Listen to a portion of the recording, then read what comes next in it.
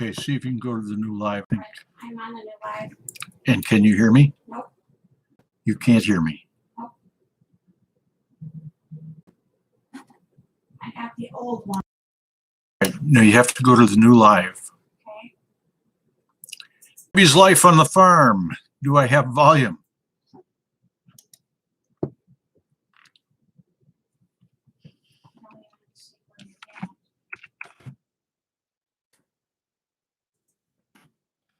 Can you hear me?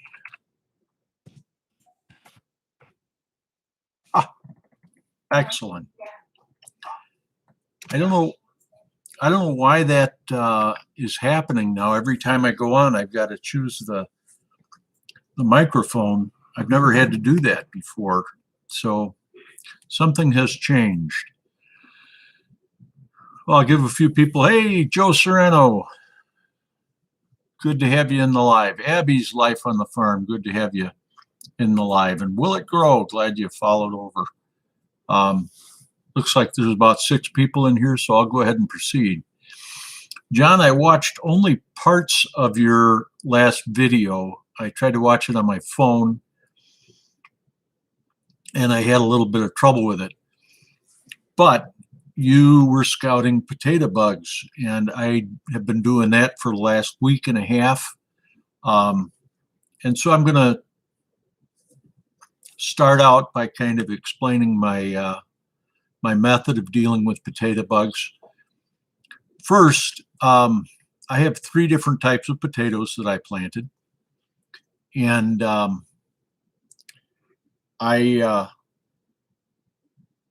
they're 200 feet long rows. Boone Child, welcome to the live. Tinker's Wife, welcome. Simply Jen, thanks for following along to the new site. And I think I said hi to Boone. If I didn't, hi, Boone.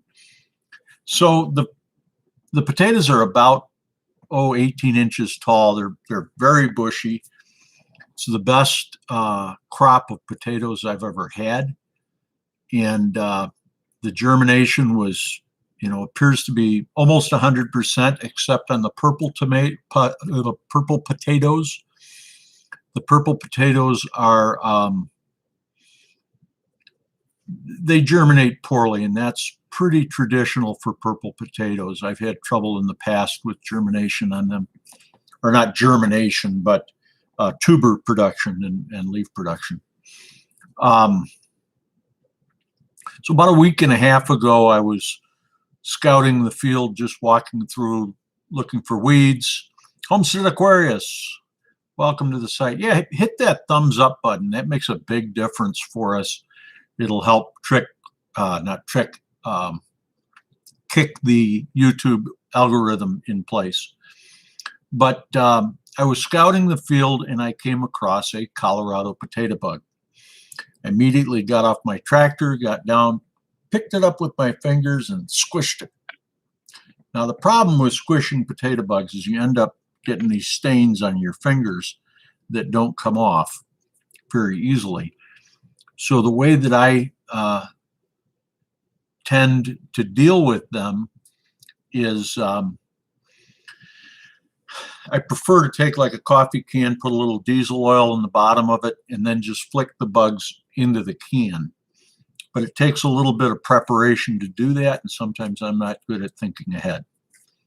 So I found 3 or 4 of them, but all adults. And so if I only have adults, I just kill them. I just put them into a can and kill them. And I guess in a way I'm hoping that, hang on, maybe that's a little better. In a way I'm hoping that I don't get any pupae, but eventually they come along.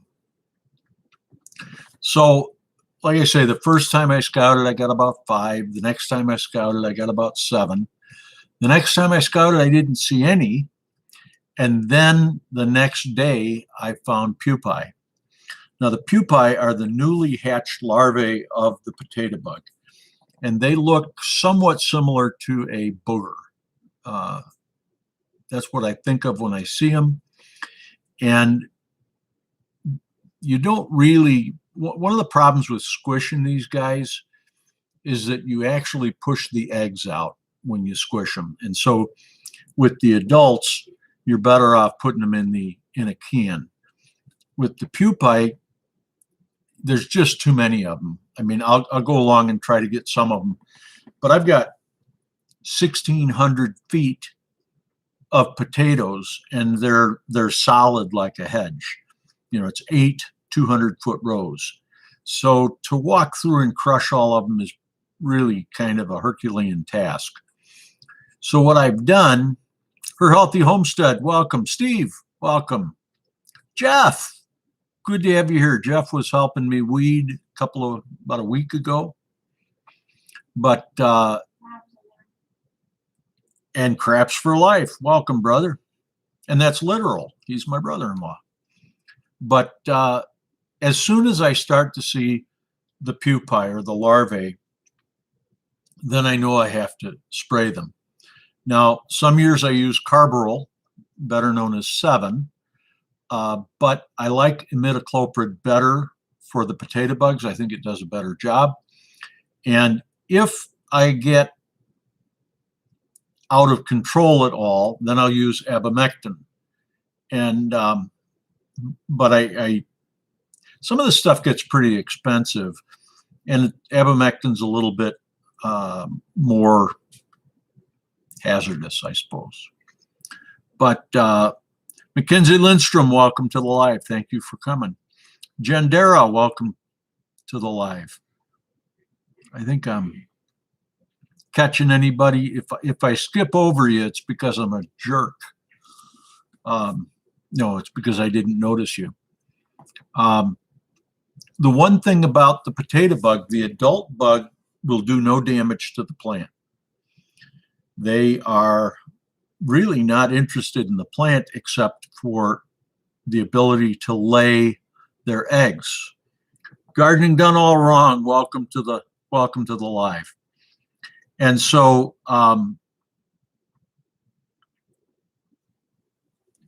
underneath, they'll lay their eggs underneath the leaf, and you'll see them. They'll be just maybe 30 to 40 little yellow eggs. And whenever I find those eggs, then I'll scout out that.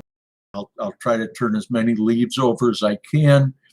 I get down on my knees and I'll look at the plant, but I don't think you get them all. So I believe that if I had just left those pupae on their own, by the next day, I probably would have had another 100 to 200 hatch out from eggs that I couldn't find. So I went through and I sprayed. Now, the thing that makes imidacloprid work really well is that it has very little effect on your desirable bugs, things like honeybees and mason bees and bumblebees. If they are present when you're spraying, you will kill them. And the same thing with ladybugs and some of the other beneficials that you want to keep in the garden. There's not much you can do about it. You stand the chance really of losing an entire crop. And I've said this many times. I lost all of my potatoes last year except for 100 pounds. And I had planted 250 pounds, or at least 200 pounds. Maybe it was just 200 pounds. And so to get, you want to get about 10 pounds per pound return. So if you plant 200 pounds, you're expecting to get 2,000 pounds. And potatoes sell really well at market. You can actually put a fairly decent price tag on them if they look good. But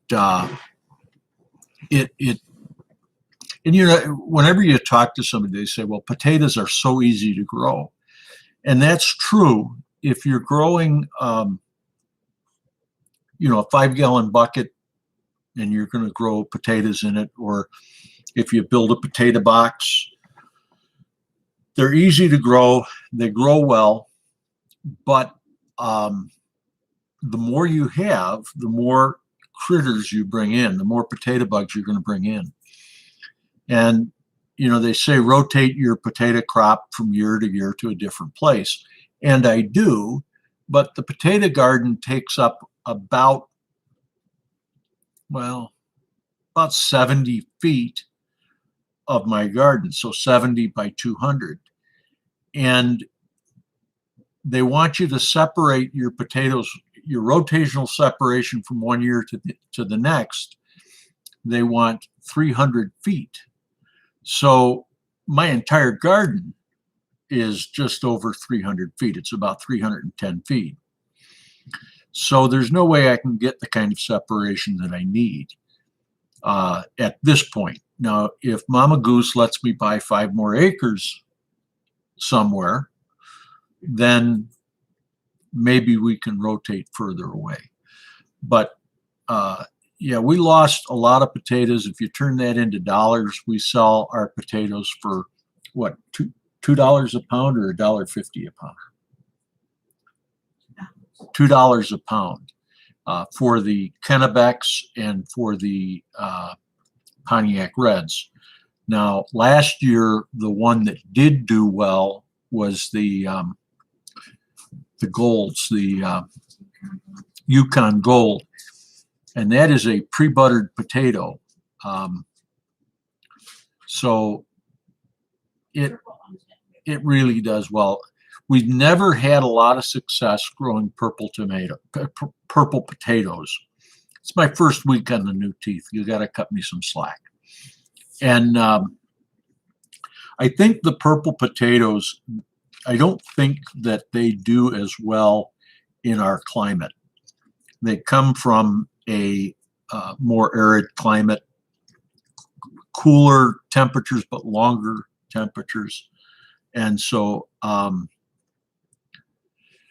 Steve says he's growing Yukon Golds for the first time this year. It won't be your last. It won't be your last. That's a great potato. It's not as big as a russet. It's not as small as a Kennebec. It's relatively disease-free. One thing you get with Yukon Golds is hollow heart. And hollow heart is just, it'll be a blackish cavern inside the potato. You'll cut it open and it'll be hollow, just like a slice. And there's nothing wrong with it. You can just, you know, I don't know that you want to eat that part, but slide it off and, you know, but this year I grew Effies, and Effies have been hybrid to eliminate the Yukon Gold's hollow heart. I was trying to grow, there is a BT russet that was developed in, I believe it's Pennsylvania, and it is a GMO potato, and it has BT in the leaves of the plant. And so virtually no problems with potato bugs. And they've used this, it's the same technology that they use for eggplant. But I was unable to buy those potatoes because, well, I can't buy, 10,000 pounds. So John asked me a question. He says, so you're saying that Mama Goose is the boss in the house? Absolutely.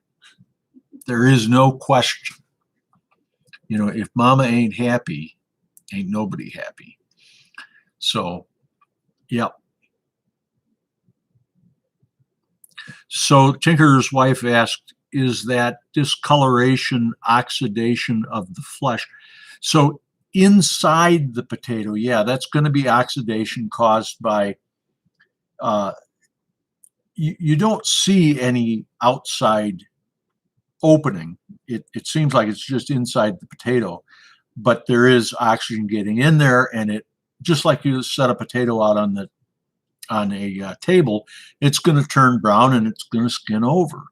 And so that's what's happening with hollow heart. Now, the other thing with potatoes, as long as we're talking about disease, and then I want to get back to bugs for a second. If you don't hill your potatoes, and I'm trying this year, I'm going to really try to do minimum hilling. But if you don't hill your potatoes, the tubers can come up to the surface. And if the tuber begins to develop on the surface, it's going to turn green. And that green is a poison. And it begins with an S. I think it's Solrania, something like that. Anyway, I'm not going to try because I'm going to goof it up. But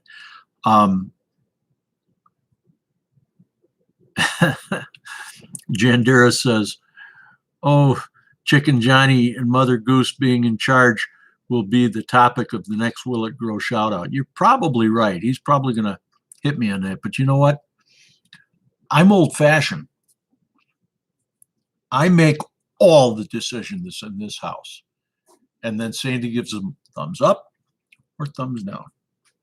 So I do a lot of decision making, but that's about it. She bought me a tractor last year, and so I'll give her a lot of leeway.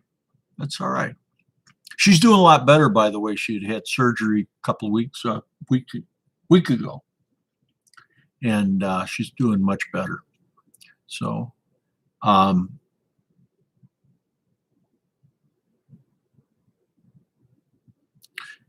yeah, Joe, my son, Dan, Anthony helps out too. I'm not saying he doesn't, but Dan has really been a big help in the garden.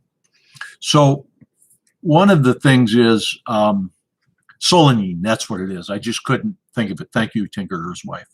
And solanine will not harm you. It'll just upset your stomach.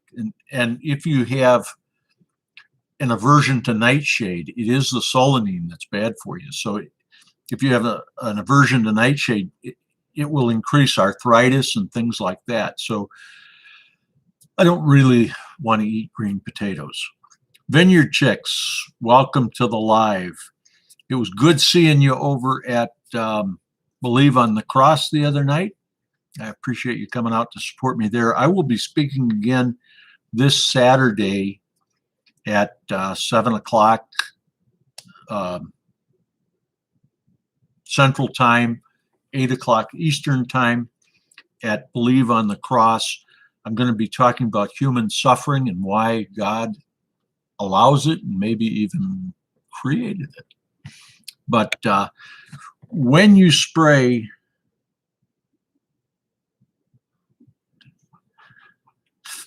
Homestead Aquarius, I am not even going to, if you guys want to read that comment, go right ahead. But there are a few, however.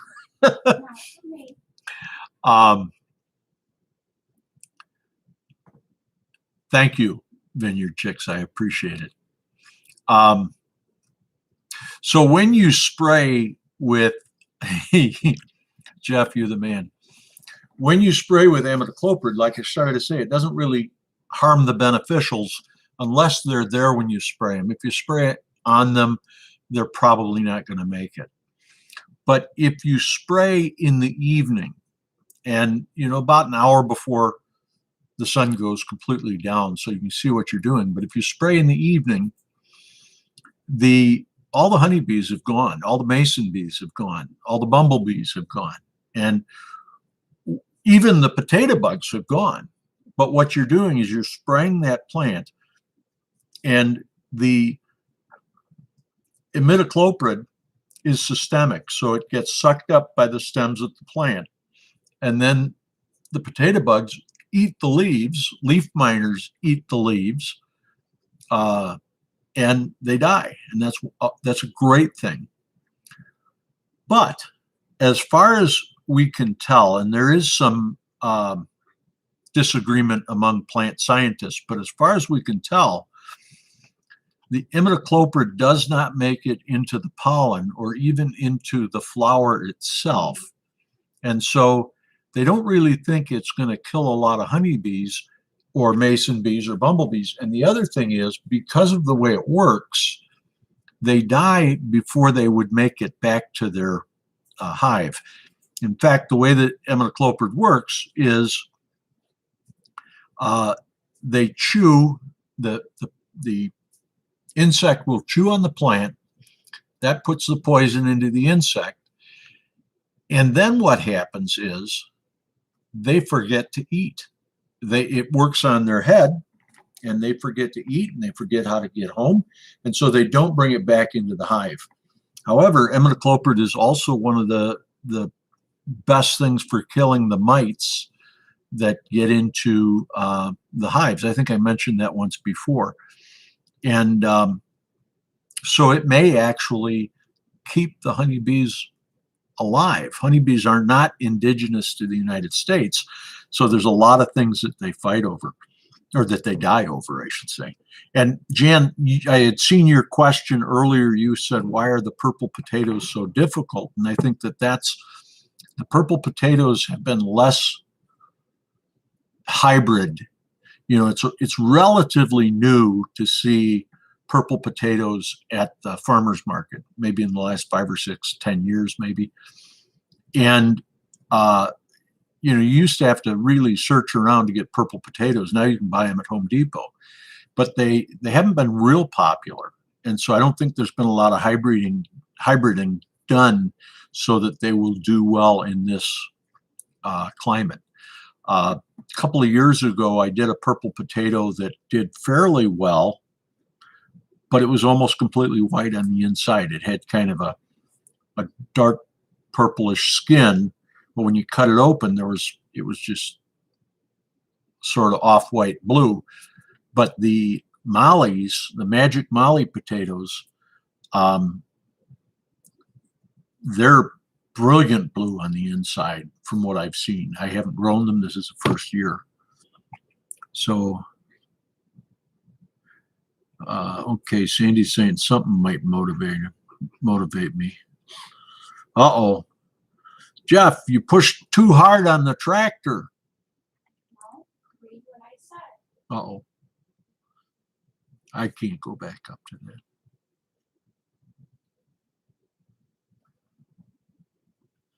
Yeah, Joe, the Vineyard Chicks have been, boy, they're at a lot of the live streams, and they really support a lot of channels, and I appreciate that. And if you would do me a favor and do the channel a favor, if you give the thumbs up, I don't want to harp on that too much, but if you put the thumbs up, it'll spur the algorithm, and we'll get more views, and more people can hear the wisdom of the chicken. So the other thing that you need to do to keep the insects down in your potatoes is you need to get the grass out of the potatoes. And this year I've done that entirely by hand. I have not sprayed anything. In years now, I sprayed synthoxidin on my carrots this year to kill the grass there.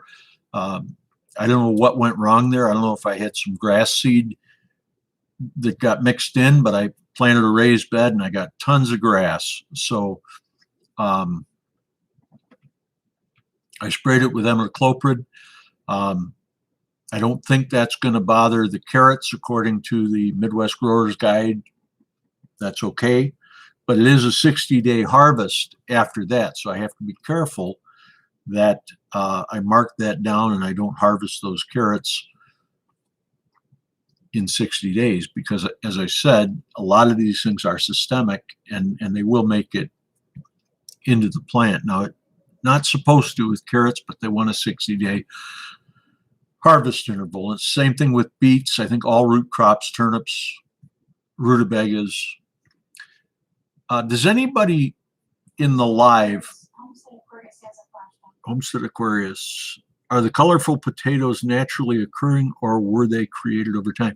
Actually, the purple potatoes are the original. And Ireland, they had a potato famine. And one of the reasons why they had such a big potato famine is because they'd done a lot of hybriding with the plants. And the very hybrid plant, they were hybrid for taste and for size. And what they did is they took all of the nutrition out. Of course, we didn't know as much about nutrition then. And they took a lot of the resistance out. However, the potatoes we have today, that resistance has been bred back into them. And some potatoes can be extremely nutritious. Potatoes are high in potassium, and they are, in fact, there's more potassium per pound in a potato than there is in a banana, and more of it available to you because a lot of the potassium in the banana is in that yellow peel. So I think I lost track of something. I think I was saying something and I diverted, but it probably wasn't important. But getting the grass out, that's what I started to say. You want to make sure that you get the grass out, because grass gives the insects a place to hide and a place to climb up on. So getting that grass out allows you to see the bugs. And with potato bugs, you're welcome, Homestead Aquarius. Yeah, I believe that red potatoes and the purple potatoes were the originals, and then the white potatoes actually were the hybrids from that.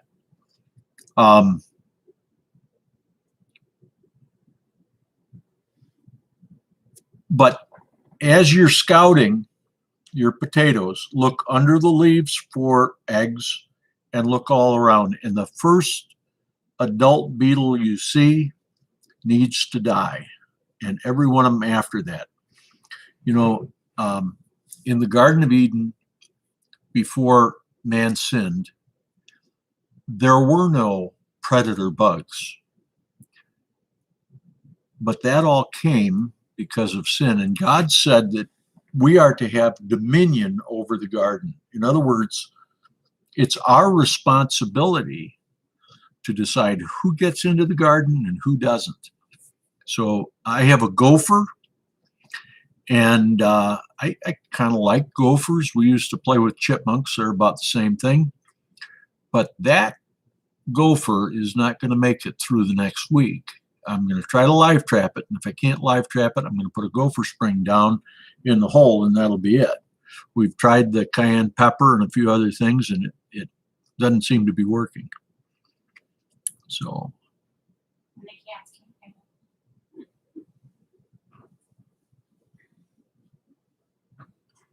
Wait a minute. 10 is too many of what? Okay, you gotta go up a little bit further. Okay. John is sending vineyard chicks a package, Oh, and he said they want to know he shouldn't be doing that because it could go against his crown. well, I think I don't want to get into the trial tonight, but I missed last week. My head was pounding me. And but I will put a video up probably this Sunday coming up to address the trial. So I also have a video that I did a lot of the filming on it, but I haven't edited it together, and it's on cultivating. So I think it's an interesting video. So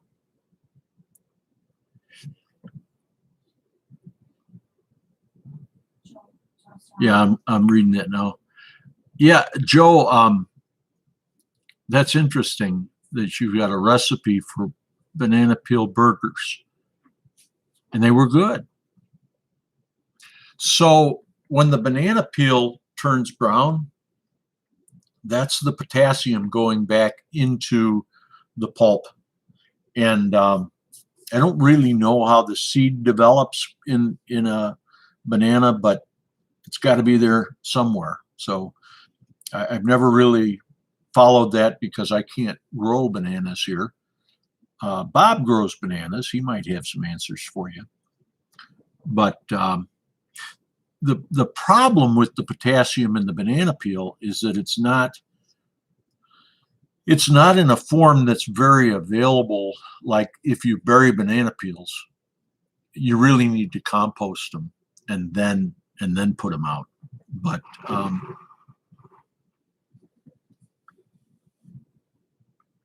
Mackenzie Lindstrom says that gophers drive her nuts.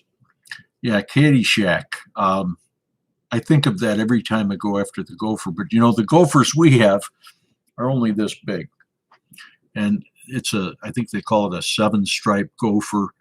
And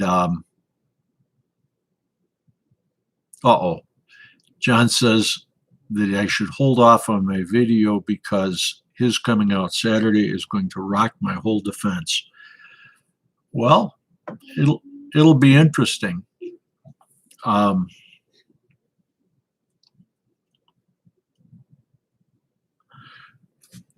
So I don't even know how to begin to pronounce the name of the person that just came in, but welcome to the live. I appreciate you coming out.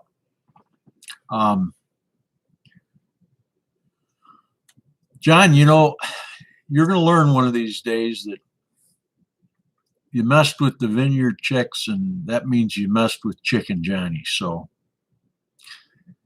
I think you're going to regret it. So that was a pretty good video that they put out last week. The parody song, I'm Still Counting. John, did they just take that from one of your videos, or did you say that especially for that video? Because it really sounds like that was all intended and really well put together. So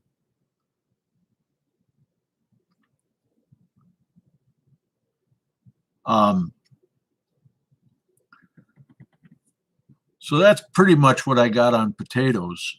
Well, let's take it a step further. So when you harvest your potatoes, you need to put them out on a rack so that they can sit in the sun. You don't want them in the sun for too long, maybe 2 or 3 days, but you want to get the heat on them. You want to rotate them so that the skin gets dry all the way around. And once that skin is starting to dry out, then you want to bring them in and you want to put them in a cool, dark place, no moisture. You want to keep it pretty dry. I stored my beets last year in pine chips with moisture, and they stored fine. A few of them started to grow, but it didn't hurt the beet itself. So Jeff Ters says, cultivate, cultivate, cultivate. And when you're done cultivating, cultivate again. I'm not no-till, I'm mow-till. But, and the reason is because of the ground that we've got. If you're planting in a dry or a clay soil, heavy clay soil, and you don't have much in terms of weeds, I always get a kick out of watching Haas Tools because he says, we don't have a weed problem. And I think part of it is because for years he's kept ahead of his weeds. But also it's that South Georgia clay. He's not getting the weed germination like we have here. I have an area where I planted pumpkins, and I have so much amaranth. And these are miniature cotyledons. They're individually, I'm barely able to see them. But the underside of those roots are red, or underside of the leaves are red. And so if the wind is blowing just right, the field turns red. So tomorrow I will cultivate that out. I should have done it today, but there were not enough hours in the day. But yeah, you've got to understand how your land works, and operate accordingly. John Deere didn't make millions selling cultivators because no-till works so well. No-till works in certain areas, and certainly we've learned a lot about tillage, and we do less of it now than we ever did before. I'm the only person that I know of who still 3-bottom plows, but and perhaps I won't in the future. I don't know. Jandira says her goats love amaranth. We have two kinds of amaranth that we're dealing with out here. We have red root amaranth and Palmer amaranth. Now, so far, I have not seen any Palmer. I know it's in Indiana. I think it's in Michigan. But Palmer amaranth is very invasive and just terrible. I see amaranth for sale in the seed catalogs. In fact, somehow I got a packet of amaranth seeds. And I know that there's a pretty plant that's called amaranth. But I'll tell you what, I would not plant amaranth to save my life. I just wouldn't do it. Farmer HVAC, welcome to the live. If I missed anybody when you came in, I try to keep a pretty close eye on it. But if I missed you, I apologize. And thank you for coming in. So then once you've got your potatoes kind of dried up, now if you want new potatoes, you can pull them out and don't even put them out to dry. Don't even put them out in the sun. Bring them in, keep them in a cool, dark, dry place, and they'll last 2-3 months, maybe even more. But if you season your potatoes correctly, dry them off, we've often talked about making a root kiln where we would dry out that outer part of that potato and then put them down in a cool, dry basement. Those potatoes will last.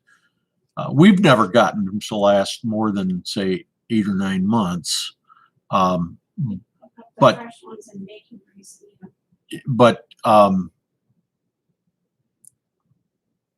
we've had them all the way to planting season, and then we've just planted those.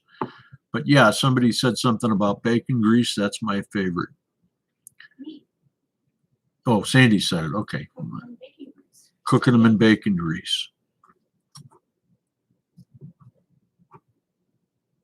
I asked Jandira if her Yeah. goats eat just amaranth or if they eat her vegetables. Oh yeah, goat will eat anything.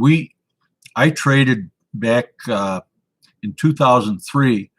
I traded a '74 Cheyenne pickup truck, Chevy Cheyenne pickup truck, for 7 goats, and we actually never picked up the goats because I could never get a fence built that was strong enough. So they ended up selling the goats and keeping the pickup truck, and I'm okay with that. But the young guy wanted to rebuild the pickup truck, and so it's sitting out in his dad's backyard instead of my backyard. That's good. So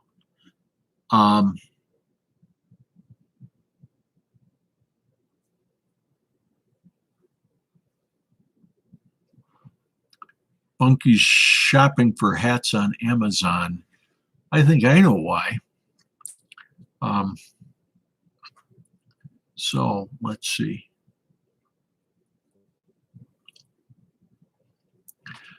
And if you've got a property for 3 weeks at least, and it rained down just 2 miles away, it downpoured for like 10 minutes. We didn't get a drop. So I'm just looking to see. Yeah, I got an announcement up in the corner there that said that my connection was unstable. So it is a lot like John. So Boone said she had some rain today. Boy, we could use it. We live on a gravel road, and I think half the road is blown away. So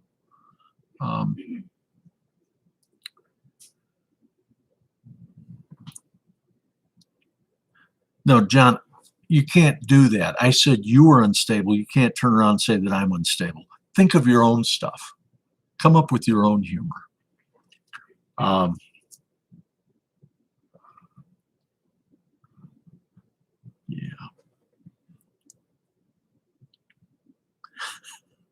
Are they getting on you, John? Hey, where's Moon at? She got rain. Tell her to send some to us. Yeah. Boone, you got to send some rain our way because we need it. And it's been hot here for June. It's really hot. Joe, I done finished poking the bear. I'm just kicking the bear now. You know, Simply Jan is still on our side, Bunky. We're going to be okay. You know, for years I've complained about too much rain. And I think the last time we've had an early drought like this was, I think it was about 2005, 2004 maybe. And it was so bad that a lot of the farmers around here were getting aflatoxin into their corn because the roots were going down further in the soil than normal. And so there were toxins, or there are toxins that settle down into that lower level, and normally the plants don't reach them. And a lot of the corn was being rejected at the elevator, so they had to take it down to an elevator that was only buying corn to use for ethanol. So farmers got hurt on both sides of that. One is that they got poor yields, and then ethanol pays less for the corn when you've got a lot of corn trying to be sold for ethanol. So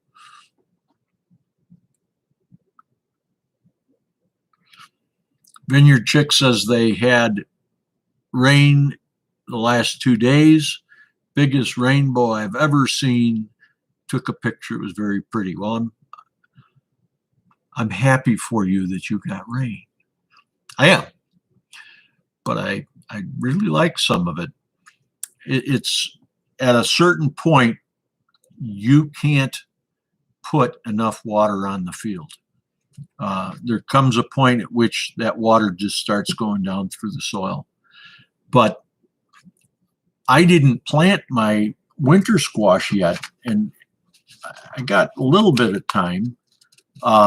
But the problem is I wanted a rainfall across the field so that the weeds would germinate and I could harrow the weeds out and then plant into sterile seed beds.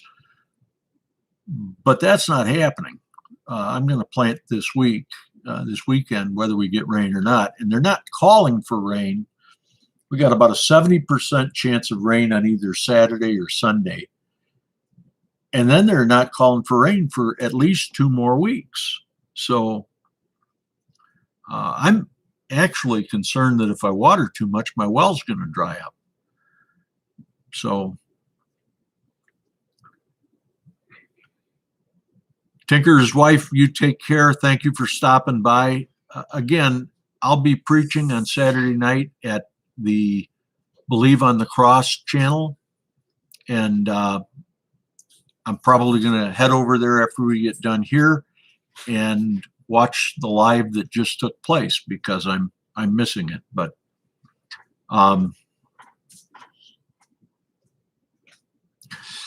John, you're not going to clog the loose faucet. You're not going to do it. So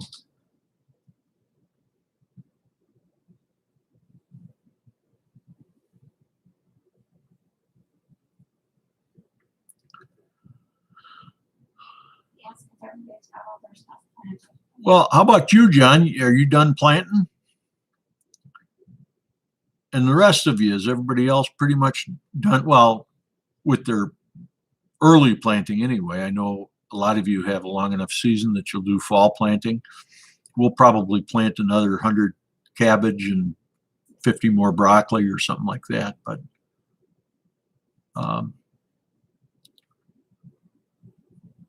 we'll have to wait and see what the season does. The cabbage I've got out in the field, it's probably doubled in size. My tomatoes are doing really well.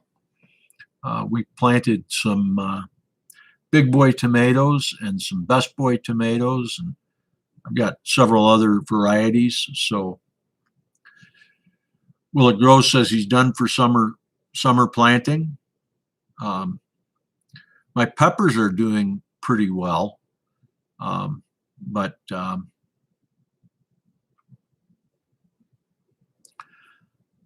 we don't have them in the field yet. They're still, we had to plant them up because we couldn't put them in the field, but they're going to go in the field tomorrow. And I've got some watermelon that I'm going to put in the field tomorrow. I've got some, well, I've got some straight cucumbers, straight 8 cucumbers that are going to be planted. I'll probably get them planted tomorrow. I'm going to try to build another raised bed inside the hoop house, 2 more raised beds, and then I'll be done with that, and I'll get all that stuff planted. So it's a good deal. And even though we've got a drought, I've got everything on drip tape. So. Oh no, John, my peppers are big. Sandy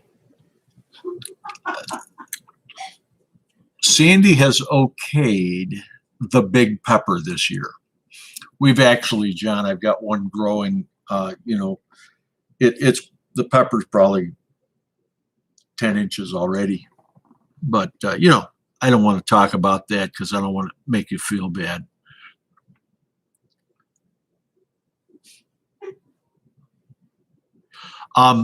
Vineyard Chicks asked, is it because of the drought or because we always plant late? It's because of the drought.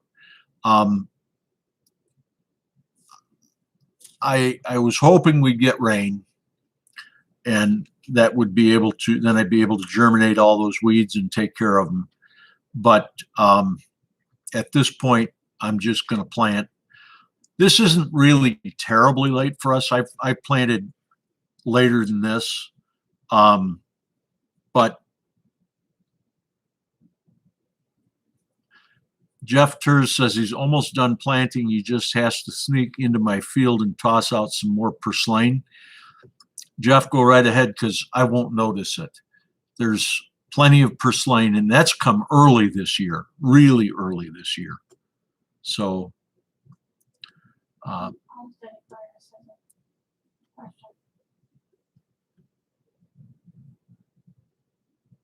yes, please. I have no way to bring you up on screen, but go ahead and type something in. I probably will have StreamYard next week. I have a bit of an issue with it. I'm not sure what I'm doing wrong, but whenever I try to go on StreamYard, it doesn't really let me do a live. So purslane is a ground weed. It's a plant, and it's very edible. Actually, it's pretty good.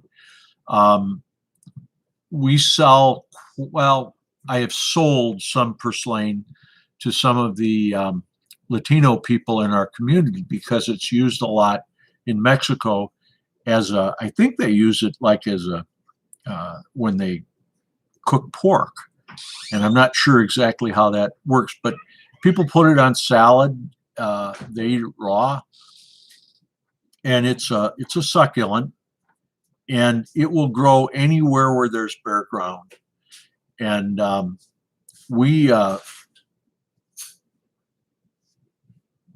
I could literally pick 10 bushels of purslane. It grows like where I'm growing squash. I've got large aisles, and I don't cultivate them very frequently. So as the vines start to grow, then I'll cultivate that area and let the vine grow out. Well, the purslane comes in real heavy, and it comes in around my peppers. Part of the reason I get so much of it, and part of the reason I get so many weeds, is that I plant things very far apart, and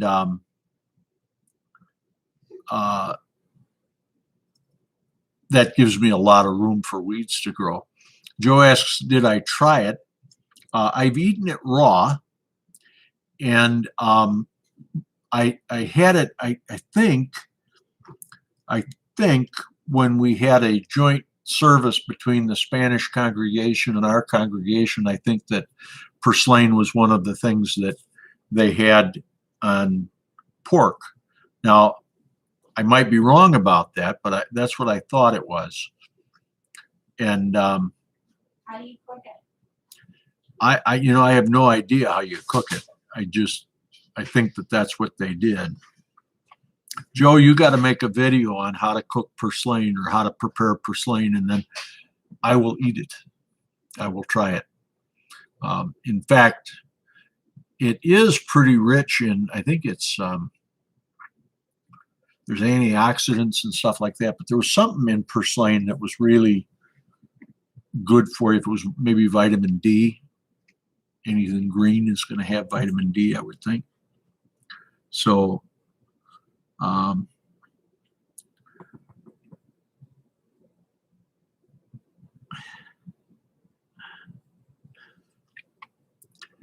John, if we go back to last year and we watch the videotape, I'm pretty sure I had the longest pepper in the entire, and I didn't start that. Jules started it. And then I just had to show off a bit.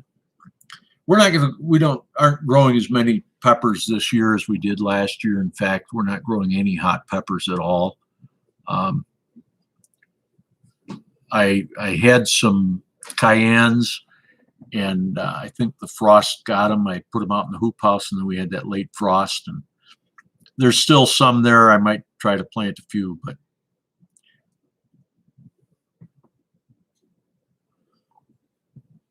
Okay, tell Joe we can eat that minus the cilantro. Joel, there's one thing that I dislike more than potato bugs, and that's cilantro. But I am one of those people that when I eat cilantro, it tastes like soap.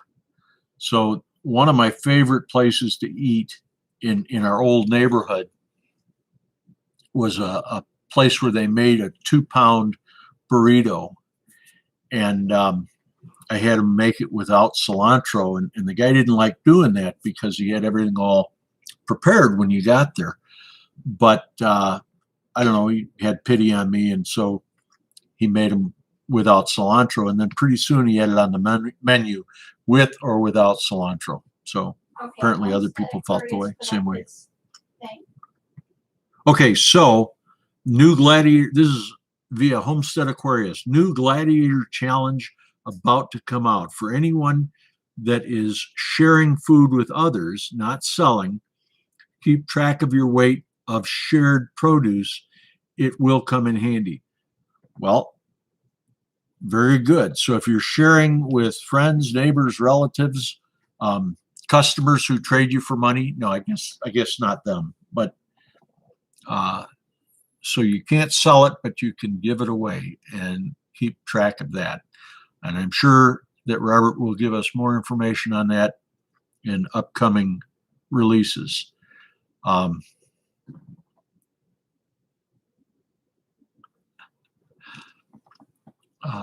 I thought of you, Homestead Aquarius. I thought of you the other day because we had a frog in our pond. And usually we've got them all over the field. I haven't seen any frogs or toads, and I think that that's because of the drought. The drainage ditch across the road from us is about 8 feet deep, and it's usually full of running water that's coming off of the field, just constantly pouring off of the field through the drain tile. And this year, there's maybe 6 inches, maybe 3 inches of water in that pond or in that drainage ditch. And I imagine it will dry up by the end of next week. And so that drainage ditch is probably 20 feet above my well. And I'm concerned, not directly above it, but I'm kind of concerned about that.